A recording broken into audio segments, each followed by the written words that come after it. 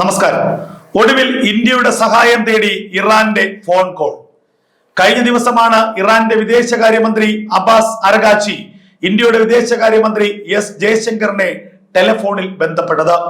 നിലവിൽ ആഭ്യന്തര സംഘർഷം മൂലം പൊറുതിമുട്ടിയിരിക്കുകയാണ് ഇറാൻ.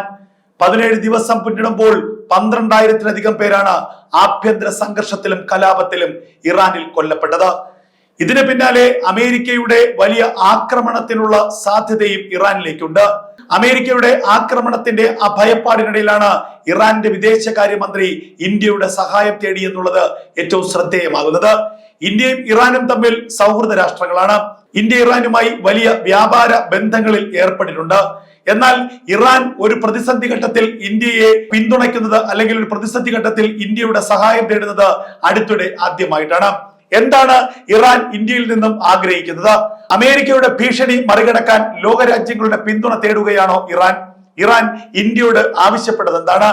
ഇന്ത്യയും ഇറാനും തമ്മിൽ പ്രധാനമായും വ്യാപാര ഇടപാടുകളാണുള്ളത്. പ്രത്യേകിച്ച് ഇറാനിൽ നിന്നുള്ള പെട്രോളിയം ഉൽപ്പന്നങ്ങൾ വൻതോതിൽ വാങ്ങുന്നത് ഇന്ത്യയാണ്. ഇന്ത്യ ഒരു പ്രധാനപ്പെട്ട ഇറാന്റെ സഖ്യരാജ്യം കൂടിയാണ്. ഇറാനുമായി വ്യാപാര ബന്ധങ്ങൾ ഇന്ത്യക്കുണ്ട്. ഇറാനുമായി വ്യവസായ സൗഹൃദം ഇറാനുണ്ട്.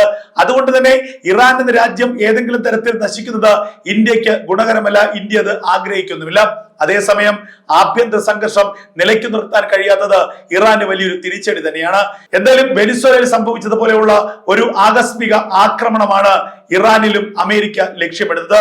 വെനിസ്വേലൻ പ്രസിഡന്റ് നിക്കോളസ് മഡൂറോയെ തട്ടിക്കൊണ്ടു പോയതുപോലുള്ള ഒരു സൈനിക നടപടിയാണ് ആയത്തുള്ള അലി ഖമേനിക്കെതിരെയും അമേരിക്ക ലക്ഷ്യമിടുന്നത് എന്നുള്ളത് വ്യക്തമാണ്. എന്നാൽ അത്തരത്തിലൊരു ആക്രമണത്തിൽ അമേരിക്ക വിജയിക്കുമോ? പാശ്ചാത്യ രാജ്യങ്ങളുടെ ഇടപെടൽ ഇക്കാര്യത്തിൽ ഉണ്ടാകില്ലേ? അറബ് രാജ്യങ്ങളുടെ, ഇസ്ലാമിക രാജ്യങ്ങളുടെ പ്രതിരോധം ഇക്കാര്യത്തിൽ ഉണ്ടാകില്ലേ? ഈ ചോദ്യമാണ് ഏറ്റവും പ്രധാനമായും ഉയരുന്നത്. എന്തായാലും അമേരിക്കയുടെ ആക്രമണം ഏത് നിമിഷവും ഇറാനിലേക്ക് ഉണ്ടാകാമെന്നുള്ള സാഹചര്യങ്ങളാണ് ഇപ്പോൾ ഉയർന്നു വരുന്നത്. ഈ സാഹചര്യത്തിലാണ് ഏറ്റവും നിർണായകമായ ചില നീക്കങ്ങൾ ഇറാന്റെ ഭാഗത്തു നിന്നുണ്ടാകുന്നത്. ഇറാന്റെ വിദേശകാര്യമന്ത്രി ഇന്ത്യയുടെ സഹായം തേടിയിരിക്കുന്നു. അമേരിക്കയുടെ ആക്രമണം ചെറുക്കാൻ ഇന്ത്യയുടെ പിന്തുണ തേടി ഇറാന്റെ വിദേശകാര്യമന്ത്രിയുടെ നിർണായക ഫോൺ കോൾ. വിദേശകാര്യമന്ത്രി എസ് ജയശങ്കറിനെ ടെലിഫോണിൽ ബന്ധപ്പെട്ട ഇറാന്റെ വിദേശകാര്യമന്ത്രി അബ്ബാസ് അരഗാച്ചി അമേരിക്കയെ പ്രതിരോധിക്കാൻ, അമേരിക്കയെ നേരിടാൻ ഇന്ത്യയുടെ സഹായം, ഇന്ത്യയുടെ പിന്തുണ തേടിയിരിക്കുന്നു. ഇറാൻ, ഇന്ത്യയും റഷ്യയും ചൈനയും ചേർന്നുള്ള ഒരു ത്രിശങ്കു സഖ്യമാണോ ഇനി രൂപപ്പെടാൻ പോകുന്നത്? എന്തായാലും അമേരിക്കയെ വെല്ലുവിളിക്കാൻ ഇന്ത്യയുടെ പിന്തുണ തേടിയിരിക്കുന്നു ഇറാൻ എന്നുള്ള ഏറ്റവും നിർണായകമായ വാർത്തകളാണ് പുറത്തു വരുന്നത്. അമേരിക്കയുടെ ആക്രമണത്തിന് പുല്ലുവില കൊടുക്കുന്നു ഇറാൻ. അമേരിക്കയുടെ വെല്ലുവിളിക്ക് അതേ ഭാഷയിൽ തന്നെ തിരികെ വെല്ലുവിളിച്ചിരിക്കുന്നു ഇറാന്റെ പരമോന്നത നേതാവ് ആയത്തുള്ള അലി ഖമീനി എന്നുള്ള വാർത്തകളാണ് ഇപ്പോൾ മിഡിൽ ഈസ്റ്റിൽ നിന്നും പുറത്തു വരുന്നത്.